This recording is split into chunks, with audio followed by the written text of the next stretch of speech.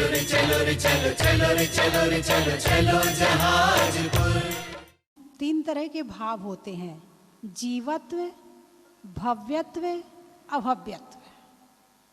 इन तीनों को कोई बनाता नहीं है, ये हमेशा से थे, हैं और रहेंगे। तो चर्चा चल रही है कि आप जी रहे हैं, आप कैसे जी रहे हैं? इस शरीर के कारण जी रहे हैं, हार्ट के कारण, किडनी के कारण, दिमाग के कारण? नहीं, आप जी रहे हैं, हम जी रहे हैं जीवत्व भाव के कारण। मैं जीव हूं, मैं इसलिए जी रहा हूं। मैं शरीर में हूं, मैं इसलिए नहीं जी रहा हूं। क्या? अरे बोलिए ना। अब आप कहोगे नहीं, हार्ट चलना बंद हो जाए तो हम मर जाएंगे। मरने का नाम खत्म होना नहीं है, मरने का नाम है अगले शरीर में जाना। हम पहले कहाँ थे? किसी और शरीर में थे, वहाँ भी जी रहे थे। यहाँ हैं, यहाँ भी जी रहे हैं। अगले शरीर में जाएंगे, वहाँ भी जिएंगे। निगोद में थे, वहाँ भी जी रहे थे। जीना हमारा स्वभाव है। हम जीव हैं, जो जीता था, जीता है, जिएगा, उसे कहते हैं जीव। हम मरते ही नहीं हैं, हम अमर हैं। मरने वाली बात खत्म कर दो। जिसको ये बात समझ में आ गई कि मैं अजर, अमर, अविनाशी हूं, फिर वो बाहर के लिए काम नहीं करेगा, फिर वो अपनी आत्मा के लिए काम करेगा। और जिसे पता है कि जो यहाँ है बस वो ही मेरा है, उसके अलावा कुछ मेरा नहीं है, तो वो केवल बाहर ही मेहनत करेगा, वो अंदर मेहनत करने वाला नहीं है। तो मैं जीव हूँ, जीता था, जीता हूँ, जीऊंगा। ये पारिणामिक भाव है, ये जीवत्व भाव है। इस पर ध्यान दो।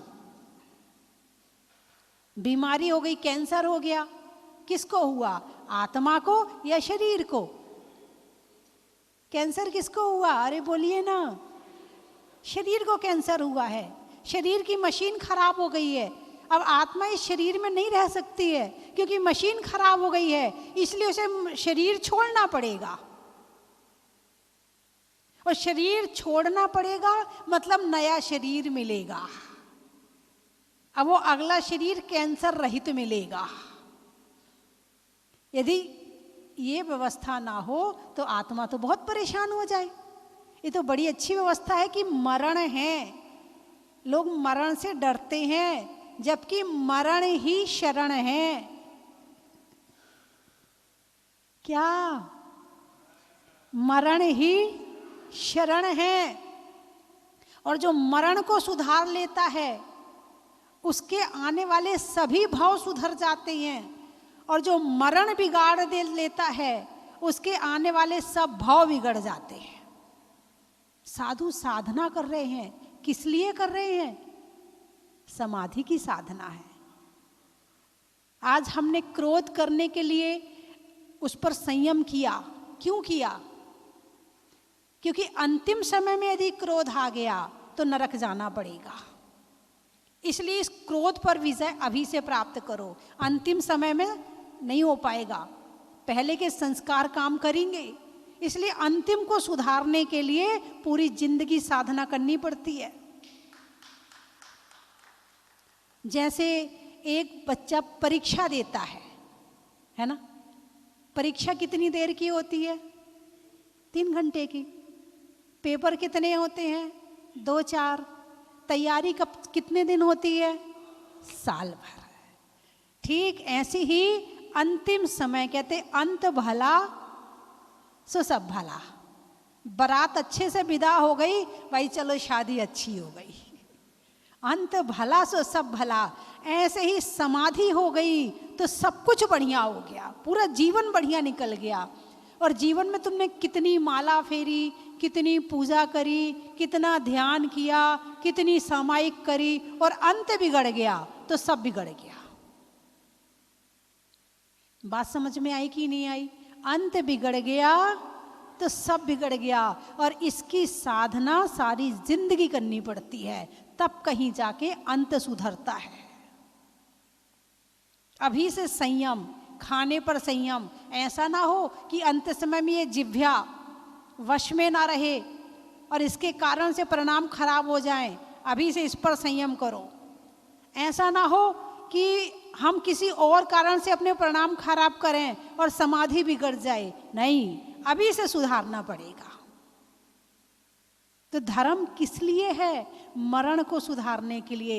एक होती है मृत्यु, एक होती है समाधि और एक होता है निर्वाण। अभी तक क्या किया है? मृत्यु। जितने भी मिथ्या दृष्टि जीव हैं सब मृत्यु को प्राप्त करते हैं, चाहे मनुष्य हो, चाहे कीड़े मकोड़े हों, चाहे नारकी हो, चाहे देव हो। यदि सम्यक दर्शन नहीं है और समाधि नहीं करी तो मृत्यु है। और मृत्यु का मतलब संसार का बढ़ना, संसार का बढ़ना।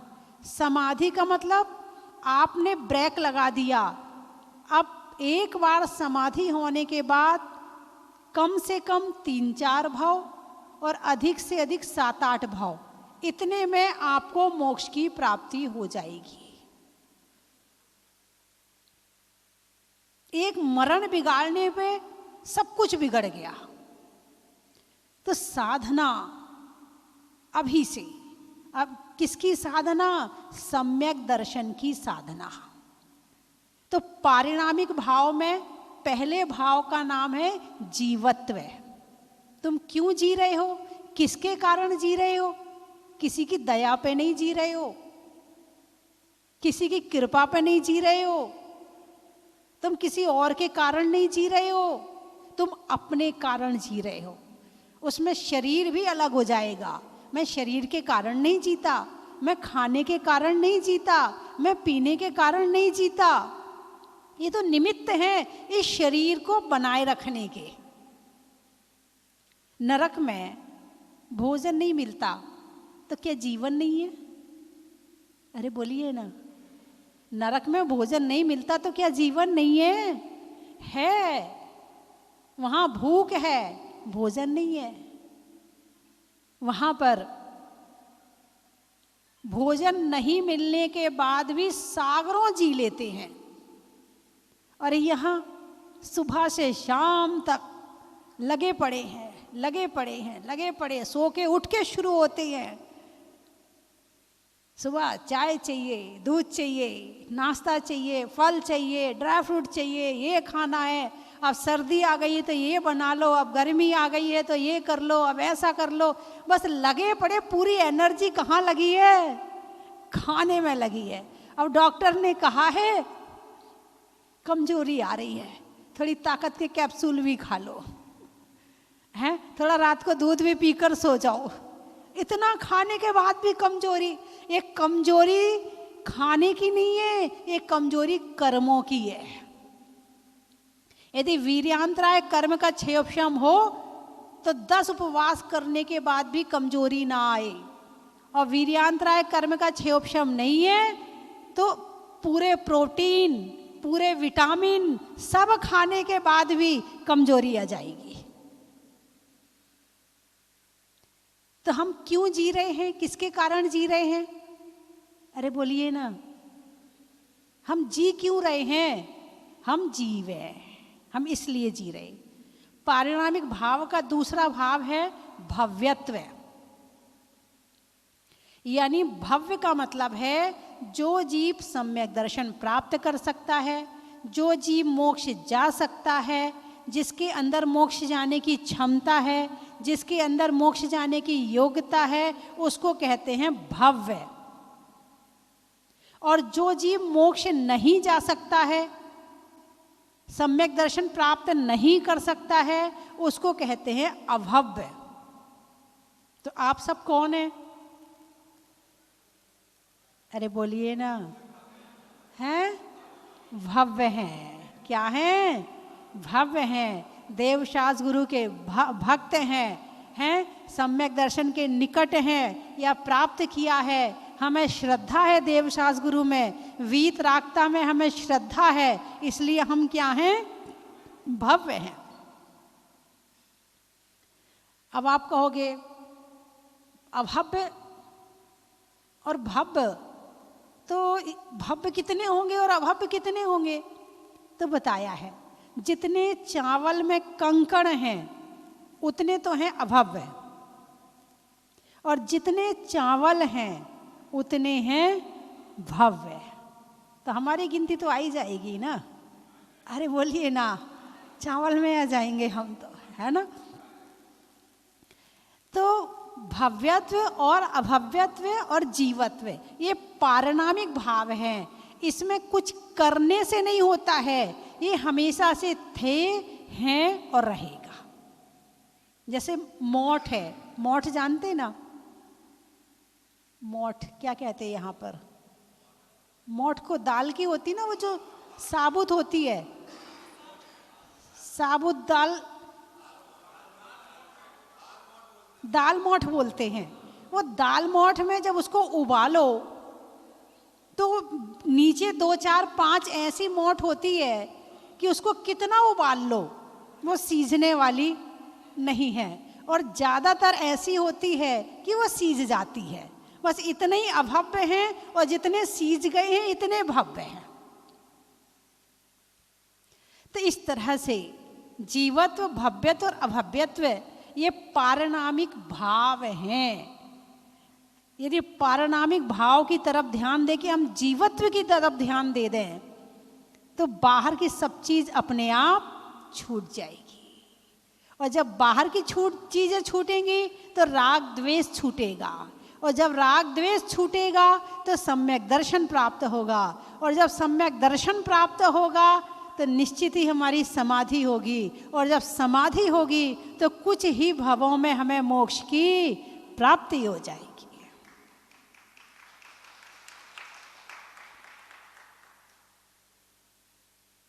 सम्यकता ना लहे सुदर्शन धारो भव्य पवित्रा। हे पवित्र जीव, अभी तक यदि सम्यक दर्शन प्राप्त नहीं किया है तो धारो ऐसे प्राप्त करो सम्यक दर्शन को, क्योंकि इसके बिना मनुष्य पर्याय सार्थक होने वाली नहीं है। अगली लाइन कहते हैं, दौल समझ सुन चेत सयानो। दौल, दौलत, दौलत का नाम सुन के कैसा लगा? अच्छा लगा ना? क्या चाहिए आपको? अच्छा, व्यवहारिक बात में कह रहे अच्छा लगा। हाँ, धन का नाम सुन के तो मुंह में पानी आ ही जाता है। दौलत, दौलत राम जी ने 6 ढाला लिखी है, जिस पर चर्चा चल रही है, जिस पर प्रवचन चल रहे हैं, वो 6 ढाला दौलत राम जी ने लिखी है। दौलत राम जी एक गृहस्थ पंडित थे। क्या थे? गृहस्थ पंडित थे, घर में थे और पंडित थे। पंडित का मतलब होता है ज्ञानी। पंडित का मतलब ये जो पूजा कराने वाले होते हैं ना, ये किसी शास्त्र में इसकी व्याख्या नहीं आई है, ये कहने लगे हैं पंडित जी पंडित जी पंडित जी, मगर इनका नाम पंडित जी नहीं है। पंडित का मतलब होता सम्यक दृष्टि। जिसको सम्यक दर्शन प्राप्त हो गया है वो सब पंडित है। हाँ दीदी जी, जिनको सम्यक दर्शन प्राप्त हो गया है वो सब पंडित है। पंडित का मतलब होता है ज्ञानी। अब तो ये पंडित बोलने में नजर केवल एक ही जगह जाती, यहाँ वाले पंडित जी, वहाँ वाले पंडित जी, वहाँ वाले पंडित जी नहीं। पंडित मरण, पंडित पंडित मरण किसका होता है? ये पंडित मरण, बाल बाल मरण, बाल मरण, बाल पंडित मरण है।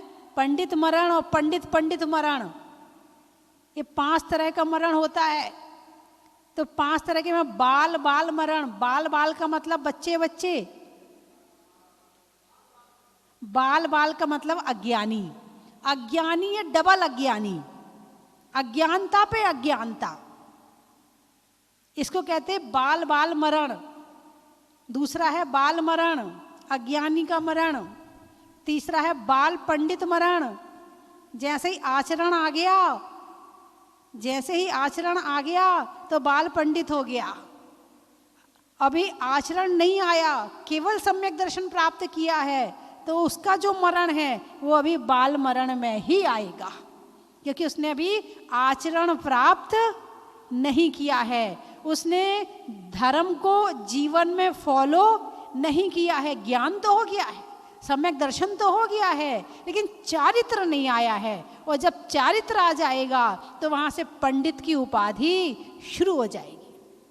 सम्यक दर्शन आ गया, सम्यक ज्ञान आ गया, सम्यक चारित्र आ गया, एक देश व्रत आ गए। तो जो दौलत राम जी थे वो घर में रहकर त्यागी थे, व्रती थे, प्रतिमाधारी थे, वो अपना व्यापार भी करते थे और साथ में धर्म भी करते थे, चरखा चलाते थे। क्या करते थे? और ये चरखा चलाते चलाते ऐसा महान ग्रंथ लिख दिया कि आज ऐसा कोई संत नहीं होगा जिसे छह ढाला याद ना हो।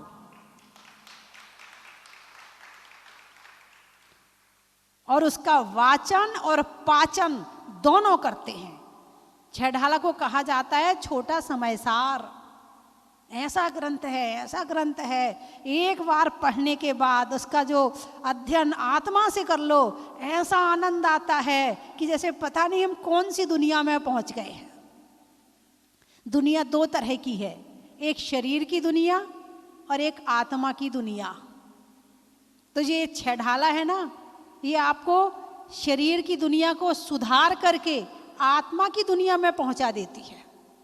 जब ध्यान करते हैं तो हम ज्ञान की दुनिया में पहुंचते हैं, आत्मा की दुनिया में पहुंचते हैं, और आँख खोलते हैं तो बाहर की दुनिया में पहुंच जाते हैं। बाहर की दुनिया कितनी देर के लिए है? अरे बोलिए ना, जो आपने कमाया है क्या वो आपके साथ जाएगा? नहीं, ऐसे मत कहो, ऐसी गर्दन तो कोई भी हिला देगा। इनसे अंतरात्मा से कहो और मुझे मत बताओ, ये खुद को बताना है कि जो तू कमा रहा है क्या ये तेरे साथ जाएगा? जो इतना मोह कर रहा है, जो इसके पीछे इतना पागल है, जो इससे इतने मोह में पड़ा है, क्या ये साथ जाएगा? लेकर क्या आए थे? जो चैन पहने हो वो आई थी क्या साथ में? नहीं। अंगूठी ये भी नहीं आई थी। कपड़े वपड़े कहाँ मिले? सब ये यही मिले हैं। अच्छा, और फिर जाओगे, तब जाओगे तो ये सब साथ जाएगा? मैं बार बार पूछती इस बात को और हर शहर वालों से पूछ लेती हूँ। सबको पता है कि नहीं जाएगा साथ में, सब मना करते हैं, लेकिन अभी यहाँ से बाहर निकले और यही मंदिर आते हो, पूजा करते हो, धर्म करते हो, यदि आपके साथ बाहर नहीं गया है तो अभी आपने धर्म नहीं किया है, नहीं किया। जब तक मंदिर का धर्म तुम्हारे घर में ना पहुंचे तब तक आप धर्मात्मा नहीं कहला सकते हो। धर्म शुरू होता है दुकान से, धर्म शुरू होता है रसोई से। जिसकी रसोई में धर्म है, जिसकी दुकान में धर्म है, समझना धर्म उसके पास है। और केवल मंदिर में आके पूजा कर ली और घर में धर्म नहीं है, समझना अभी धर्मात्मा नहीं है। ना कुछ लाए थे और ना कुछ लेकर के जाना है। फिर क्या कमाया? इस दुनिया में आके खूब कमाया, क्या हीरा क्या मोती, पर पगले कफन में जेब नहीं होती। पर पगले कफन में जेब नहीं होती। हम भी कमा रहे हैं, तुम भी कमा रहे हो। बोलिए हाँ या ना? सब कमा रहे हैं, हम भी कमा रहे हैं, तुम भी कमा रहे हो। और दोनों का कमाया हुआ कर्म रूप परिवर्तित हो रहा है। हम जो कमा रहे हैं वो भी कर्म रूप परिवर्तित हो जाएगा, तुम जो कमा रहे हो वो भी कर्म रूप परिवर्तित हो जाएगा। लेकर क्या जाएंगे? कर्म। लेकर क्या जाएंगे? ये सॉफ्टवेयर, हार्डवेयर का सॉफ्टवेयर हो जाता है। जानते ना हार्डवेयर सॉफ्टवेयर? आप कहोगे माता जी कैसी बात करती है, ऐसा कौन नहीं है जो आज नहीं जानता हो, है? तो जो हार्डवेयर ये पुद्गल है ना, ये तो यहीं रह जाएगा। इस हार्डवेयर के कारण तुमने जो कर्म किया है, जो भाव बनाए हैं, वो तुम्हारे साथ जाएंगे। अच्छे बनाए हैं अच्छे जाएंगे, बुरे बनाए हैं बुरे जाएंगे। सॉफ्टवेयर साथ जाएगा और वहां जाकर वही हार्डवेयर के रूप में फिर परिवर्तित हो जाएगा। अच्छा होगा तो अच्छा परिवर्तित हो जाएगा, बुरा होगा बुरा परिवर्तित हो जाएगा। जैनी हो, प्रवचन सुनते हो, देवसास गुरु की संगति मिली है, इतना सब कुछ मिलने के बाद भी यदि हम अच्छा इकट्ठा ना कर पाए तो फिर समझना कि मिलना और नहीं मिलना बराबर हो गया। तो दौल समझ सुन चेत सयाने, दौलत राम जी खुद को कह रहे हैं, दूसरों को नहीं समझा रहे हैं, खुद को समझा रहे। दौल समझ सुन, हे दौलत राम सुन समझ, चेत सयाने, चेत जा सयाने, तू बहुत होशियार बनता है, तू अपनी आत्मा के कार्य में होशियार बन, तू अच्छे भाव को बनाने में होशियार बन, तू प्रभु की भक्ति में होशियार बन। ये बाहर की होशियारी तो यहीं रखी रह जाएगी। यदि अंदर के लिए तू होशियार नहीं बना तो समझना तू घाटे का सौदा कर रहा है। ये सौदा तो यहाँ फायदा दिख रहा है, लेकिन तू खुद के साथ में घाटा कर रहा है। दौल समझ सुन चेत सयाने, काल वृथा मत खो, समय को वृथा मत खो। बड़ी छोटी सी जिंदगी मिली है और इसकी भी कोई गारंटी नहीं है। आप सामान खरीदते हो तो गारंटी कार्ड आता है, 2 साल की गारंटी, 3 साल की गारंटी, 5 साल की गारंटी, गारंटी भी आती है, वारंटी भी आती है, दोनों साथ देते हैं, है ना। लेकिन जो दे रहा है और जो ले रहा है उसकी गारंटी है। जिस दुकानदार ने माल बेचा है उस दुकानदार की गारंटी की अगले पल वो वापस ले लेगा, बचेगा वो लेने के लिए। और जो ले रहा है उसकी गारंटी है। हमारा जन्म हुआ था तो हमारे जन्म के साथ कोई गारंटी कार्ड नहीं आया कि किस क्षण हमारा अंतिम क्षण हो जाए। मुस्कुराती सुबह शाम में ढली होती है, जिंदगी की पीठ पर मौत लिखी होती है, और बढ़ाना है कदम तो जल्दी जल्दी बढ़ाओ, वरना सांसों की कोई गारंटी नहीं होती है। कोई गारंटी नहीं है कि अगला क्षण हमारा आएगा या नहीं आएगा, या इस शरीर को छोड़कर हम चले जाएंगे।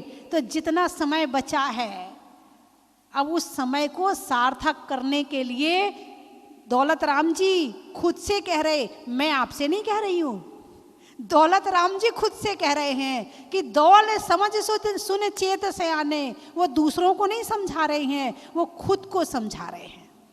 और जिसे खुद को समझाना आ गया, जिसे खुद को सजा देना आ गया, जिसे खुद की गलती पहचान में आ गई, वो बहुत जल्दी सुधर जाएगा, उसका कल्याण बहुत जल्दी हो जाएगा। और जिसकी नज़र केवल दूसरे पर लगी है, उसने ये गलती करी, उसने ये गलती करी, उसने ये गलती करी, और खुद की गलतियां नजर नहीं आ रही हैं, तो समझना अभी नहीं, मैं कुछ नहीं कह रही। ज्योतिष में राशि का, रात्रि में शशि का, और यूपी में झांसी का है। प्रयागराज से आए हैं, अच्छा। बटन में काज का, महलों में ताज का, और आने वालों में प्रयागराज का। बड़ा ही महत्व है। चलिए आप शब्द बोलिए। शब्द हैं आपके पास? हैं? सांवलिया बाबा, बाबा मत कहो भगवान को, भगवान को।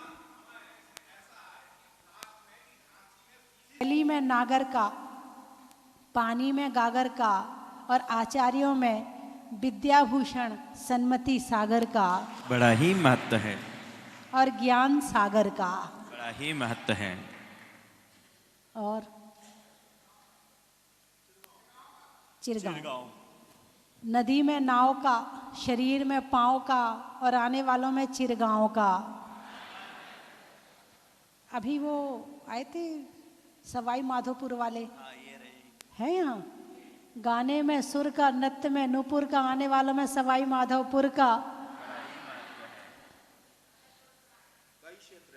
त्रियंचों में बिल्ली का, डंडा में गिल्ली का और आने वालों में दिल्ली का। बड़ा ही महत्व है। कटनी, भोजन में चटनी का,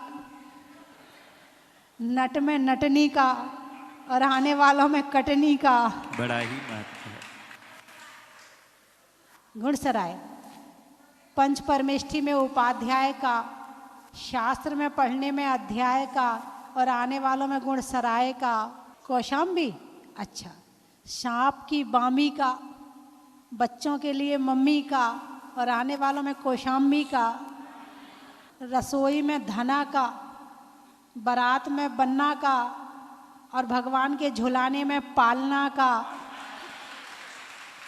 चलिए कल शब्द तैयार करके लाना, ठीक है। बोलिए 24 भगवान। जिन प्रतिमा सहस्रकूट में विराजमान करने की स्वीकृति हमें प्राप्त हुई है, मातेश्वरी श्री अमित जैन जी हाथरस से आपने सहस्रकूट जिन मंदिर में एक प्रतिमा विराजमान करने की स्वीकृति प्रदान की है, आपके पुण्य की बहुत बहुत अनुमोदना करते हैं। सुल्लिका हरतमती माता जी की जय, रविंद्र कीर्ति जी महाराज साहब की जय। आज हम लोगों का सौभाग्य है कि हमारे बीच में हमारे जैन समाज की महान विभूति, जिनके निर्देशन में जम्बूद्वीप हस्तिनापुर इतना बड़ा तीर्थ और अयोध्या जी तीर्थ और बहुत सारे जन्मभूमियाँ, तीर्थंकर भगवंतों की जन्मभूमियाँ, कल्याणक भूमियाँ इनके द्वारा विकसित की गई है। आज हम लोग इनको हमारे बीच में मौजूद पाकर गौरवान्वित महसूस कर रहे हैं। आपके चरणारविंद में तीर्थ क्षेत्र कमेटी की ओर से बहुत बहुत वंदन, अभिनंदन। आप हमारे बीच में पुनः पुनः यहाँ पधारते रहें, हमें भी दिशा निर्देशित करें कि इस क्षेत्र को हम और कैसे ऊंचाइयों पे ले जा सकें। आपका अनुभव हमें भी लाभान्वित करें। पुनः पुनः आप यहाँ पधारते रहें। आपके चरणों में निवेदन है कि आप हमें अपने मंगल आशीर्वाद से सिंचित करें। वंदन वंदन। बंधुओं, देश के अंदर आज जैन समाज की आबादी, हमारी और आपकी आबादी न्यूनतम हो गई है। हम और आप, पूरा जैन समाज भारत के अंदर अति अल्प संख्या में है। इस अल्प संख्या में होते हुए भी आज हमें और आपको एक गौरव है कि सारे देश और दुनिया के अंदर अगर कोई सात्विक समाज है, जो शाकाहारी समाज है, वो सबसे बड़ा जैन समाज है। इस बात का हमें और आपको पूरा गौरव होना चाहिए। आज हमारे तीर्थ, ये हमारे जैन संस्कृति की धरोहर हैं। कभी कभी प्रश्न आता है कि हम मंदिर और प्रतिमाएं विराजमान करने के बजाय स्कूल और हॉस्पिटल खोलें, लेकिन हमें और आपको ध्यान रखना है कि हमारे जैन धर्म की, जैन संस्कृति की, जैन समाज की पहचान हमारे मंदिर और मूर्तियों से ही सुरक्षित है। अगर हमारे मंदिर हैं, हमारी प्रतिमाएं हैं, भगवान की, वीतराग भगवान की प्रतिमाएं हैं, तो हमारा धर्म पहचाना जाएगा भविष्य के अंदर। अन्यथा हम और आप पहचाने नहीं जाएंगे। आज पूज्य गणनी ज्ञानमती माता जी ने जैन समाज के ऊपर जो महान उपकार किया, मैं समझता हूं हजारों साल तक उस उपकार को कोई भूल नहीं सकता। आज वर्तमान में विश्व की सबसे बड़ी प्रतिमा कहां पर है? मांगी तुंगी। आज 57 फीट के बाहुबली भगवान विराजमान थे श्रवण बेलगोल में, और भगवान बाहुबली के, भगवान भरत के पिता भगवान ऋषभदेव की सबसे बड़ी प्रतिमा 108 फीट की माता जी के आशीर्वाद से मांगी तुंगी सिद्ध क्षेत्र पर प्रकट हुई। तो आज हम देख रहे हैं कि नारिका माताओं के द्वारा कितने महान महान कार्य हो जाते हैं। ज्ञानमती माता जी ने 108 फीट के भगवान प्रकट कर दिए, 500 ग्रंथों का लेखन कर दिया। 500 ग्रंथ ज्ञानमती माता जी ने अपने हाथों से लिख दिए। आज केवल 4 क्लास पढ़ी हुई एक बालिका ज्ञानमती माता जी के रूप में दीक्षा लेकर के आज हमारे महिलाओं का कितना मस्तक ऊंचा किया। बहुत नाम सुना था, टीवी पे प्रतिदिन देखते भी थे, लेकिन ये नहीं पता था कि कब पहुंचेंगे। और वो जब बाबा बुलाते हैं तभी आना होता है, उससे पूर्व कोई भी योजना नहीं बनती है। इसलिए स्वामी जी के साथ प्रोग्राम बना, बल्कि कल रात्रि में ये सोचा जा रहा था कि माधवराजपुरा से ही वापसी कर लें, लेकिन स्वामी जी सुबह फिर बोले अच्छा चलो नहीं, जाजपुर होके ही जाएंगे। तो यहाँ का दाना पानी लिखा था और यहाँ आना भी लिखा था, इसलिए यहाँ पहुँच गए। चूँकि हम सब माता जी के शिष्य हैं, साधु परिवार से हैं, और एक स्वस्ति भूषण माता जी भी एक हमारी साध्वी हैं, तो हम तो मन में चिंतन करते हैं कि हम अपनी मौसी माता जी के घर आ गए। सही बात है ना। देखो, जब माता जी माँ के समान हुई तो ये उनकी बहन हुई, तो हम सब अपनी मौसी माता जी के घर आ गए। और हमें जो वात्सल्य, जो स्नेह है, और जो यहाँ देखने को मिला, इतनी साफ सुंदर व्यवस्था। तीर्थ बनाना सरल है, चलाना बहुत कठिन है। क्योंकि हम स्वामी जी के साथ विगत 25 सालों से जुड़े हुए हैं, हम देखते हैं कि तीर्थ तो कोई भी बना देता है, चलते फिरते कहीं भी तीर्थ बनाने के लिए भी पैसे मिल जाते हैं, बन भी जाता है, लेकिन उसकी व्यवस्था को चलाना बहुत कठिन काम है। जो संरक्षण संवर्धन करते हैं उनको मालूम है कि कितना पुरजोर सुबह से लेकर शाम तक प्रयासरत रहते हैं कि हमारे तीर्थ की प्रभावना हो। और आज जहां माता जी ने महिलाओं के मस्तक को गर्व से उठाया है, आज गणनी ज्ञानमती माता जी प्रथम बाल ब्रह्मचारिणी आरिका इस युग में हुई जिन्होंने नारी के मस्तक को उठाया है। और उसी श्रृंखला में हमारी स्वस्ति भूषण माता जी, जिन्होंने इस तीर्थ को अपने परिश्रम से, समाज का सहयोग मिलता है लेकिन आगे कोई एक भी तो हो, तब तो जीरो जुड़ते हैं ना आगे, और खाली जीरो ही जुड़ जाए तो फिर जीरो का कोई महत्व नहीं है। तो वो एक कौन है? वो एक स्वस्ति भूषण माता जी हैं, जिन्होंने इस तीर्थ को इतना बड़ा खड़ा कर दिया कि माता जी तो आज पता नहीं कहाँ है, सोनागिर में या कल कहाँ है, लेकिन जाने कहाँ कहाँ से यात्री आता है। रोज सुबह हम टीवी पे सुनते हैं, हमारे भानु भैया बोला करते हैं, तो हम सुना करते हैं जाने कहाँ कहाँ से लोग आते हैं। तो ऐसे पावन धाम के लिए हमारी क्या शुभकामनाएं हैं और क्या है? कुछ भी नहीं है, क्योंकि हम सब तीर्थ को उत्तरोत्तर ऊंचाई को प्राप्त कराने के लिए तत्पर रहते हैं। हम सभी लोग, जैसे वहाँ ज्ञानमती माता जी की प्रेरणा प्राप्त होती है और स्वामी जी कार्य करते हैं, और जो हम लोगों को निर्देश प्राप्त होता है यथाशक्ति, क्योंकि हम लोग इतना सा भी नाखून बराबर भी काम नहीं कर पाते हैं स्वामी जी की अपेक्षा, क्योंकि स्वामी जी को हमने कभी सोते और जागते नहीं देखा। हम रात्रि में जब 11-12 बजे अपने कमरे में जब लौटते हैं तो अपना बैठे बैठे लिखा करते हैं, और कहते हैं 3:30-4 बजे नींद खुल जाती है, उसके बाद फिर लिखा पढ़ा करते हैं कि कैसे कहाँ पर क्या चीज़ बनेगी। तो ऐसे कम पैसे में कैसे हम समाज के द्रव्य को लगा करके और उनको प्रतिफल में अच्छा तीर्थ प्रदान कर सकें। आज हमारी पूज्य छोलिका माता जी भी इस तीर्थ पर बैठ करके, इस तीर्थ को पूज्य माता जी के आशीर्वाद से ही बैठ करके यहाँ पर इस तीर्थ के संरक्षण, संवर्धन और सानिध्य प्रदान कर रही हैं। हमारे महामंत्री जी आएंगे, हमारे भानु भैया हैं, हमारे ये भाई साहब हैं, सबके लिए खूब खूब साधुवाद है, जिन्होंने तीर्थ को चलाने के लिए इतना बढ़िया कार्य किया है। यहाँ के अध्यक्ष, महामंत्री, उपाध्यक्ष, समस्त कमेटी सभी साधुवाद के पात्र हैं और अपने लिए एक पुण्य का और मोक्ष का रास्ता भी खोल रहे हैं, क्योंकि आपके निमित्त से लोग आ रहे हैं। अगर आज व्यवस्था अच्छी नहीं होगी तो लोग कैसे आएंगे? माता जी, हमें लोग जैसे आते हैं हमारे यहाँ भी यात्री, तो बोले जहाजपुर के अंदर आधे घंटे के अंदर कमरा दोबारा तैयार हो जाता है। एक यात्री जाता है और आधे घंटे के अंदर हम दोबारा तैयार करके उसको दे देते हैं। तो ये बहुत अच्छी बात है कि इतनी सजग कमेटी है। सभी के लिए खूब खूब धन्यवाद है। और पुनः मैं यही कहूँगा कि जहाजपुर तीर्थ खूब दिन दूनी रात चौगनी तरीकों को प्राप्त हो। और जो चमत्कार हमारे बाबा का है कि इतने कम समय में इतने बड़े तीर्थ को विश्व स्तर पर ला करके खड़ा कर दिया, ये बाबा का चमत्कार है।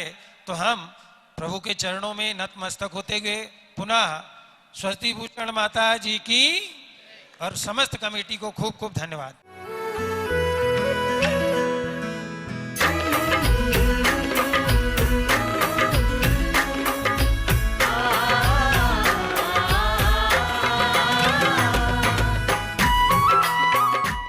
की थाल को सजाओ रे आज, रत्नों की थाल को भर लाओ रे आज।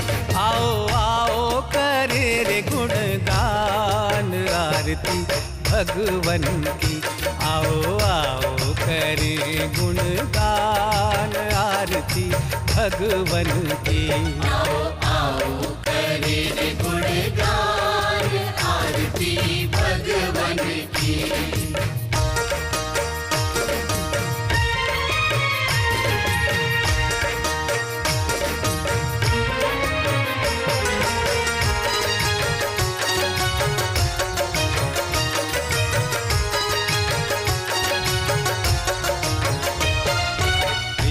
सुमित्र के राज दुलारे, माँ पद्मा जी के नैनों के तारे। पिता सुमित्र के राज दुलारे।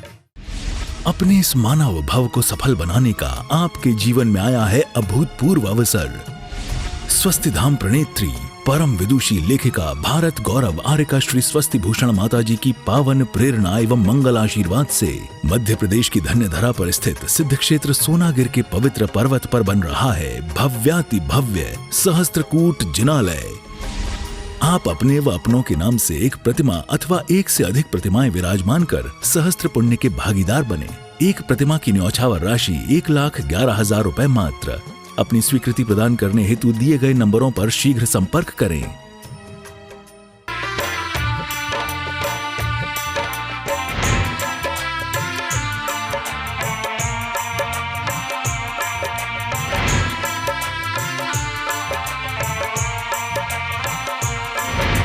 चलो रे चलो रे चलो चलो रे चलो रे चलो चलो जहाजपुर।